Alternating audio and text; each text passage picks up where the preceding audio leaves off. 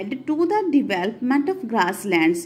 तो इस तरह से जैसे जैसे क्लाइमेट चेंज होता गया बहुत से इलाकों में ग्रास लैंड डिवेल्प होते गए। This in turn led to an increase the number of deer, antelope, goat, sheep, cattle.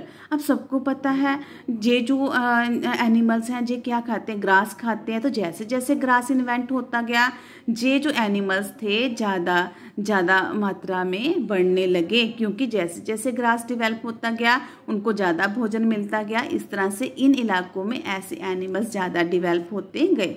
Those who hunted these animals now followed them. अब जो इन एनिमल्स को हंट करते थे वो उनका पीछा करने लगे। Learning about their food habits and their breeding seasons. अब धीरे धीरे अर्ली मैन को पता चल गया इन जो एनिमल्स हैं इनका फूड क्या है, इनकी हैबिट कैसी है, ब्रीडिंग सीजन इनका कैसा है। It is likely that this is help people to start thinking about herding and rearing. इस तरह से लोगों को ये समझ आने लगी कि एनिमल्स को कैसे रखा जा सकता है और उनको कैसे पाला जा सकता है, और धीरे धीरे उन्होंने एनिमल्स को रेयर करना शुरू कर दिया। This was also time when several grain-bearing grasses, including wheat, barley, and rice, grew naturally in different parts of the subcontinent. अब ये समा था जब वाइट, बार्ले, राइस जैसे जो प्लांट्स थे जो डिफरेंट सब कॉन्टिनेंट के प्लेसेस थे वहाँ पर उगने शुरू हो गए।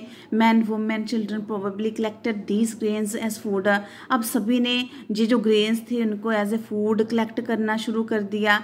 And learn where they grow. अब धीरे धीरे वो सीखते जा रहे थे कि कैसे और कहाँ पर ये प्लांट्स उगते हैं। तो वैन दे राइपेंड, जो कब पकते हैं जे। This may have led them think about growing plants on their own. इस तरह से ये जो चीज़ थी इस तरह से इससे वो सीख गए कि प्लांट्स को कैसे उगाया जा सकता है, और धीरे धीरे उसने इन प्लांट्स को उगाना शुरू कर दिया और धीरे धीरे उसको एग्रीकल्चर करना आ गया। अब बात करते हैं rock paintings and what they tell us. Rock paintings क्या है और ये हमें क्या बताती हैं। Many of the caves in which these early people lived have paintings on the walls. बहुत सी ऐसी केव्स है जहाँ पर हमें पेंटिंग मिलती है दीवारों पर। Some of the best examples are the Madhya Pradesh and the Uttar Pradesh. Uttar Pradesh में बहुत सी केव्स हैं जहाँ पर पेंटिंग मिलती है, जैसे वाइल्ड एनिमल्स की पेंटिंग मिलती है। तो हु डिड व्हाट, तो ये कौन करता है कैसे। तो we have seen that the earliest people hunted, gathered plants, produce, made stone tools and painted on caves walls. तो क्या करता था अर्ली मैन, ये कौन करता था अर्ली मैन, जो भी जैसे स्टोन टूल्स का जिसका इस्तेमाल करता था, जो जहाँ जिसका भी वो शिकार करता था तो वो उसकी पिक्चर जो था वो केव्स के ऊपर ड्रा कर देता था। Is there any way of finding out whether women hunted.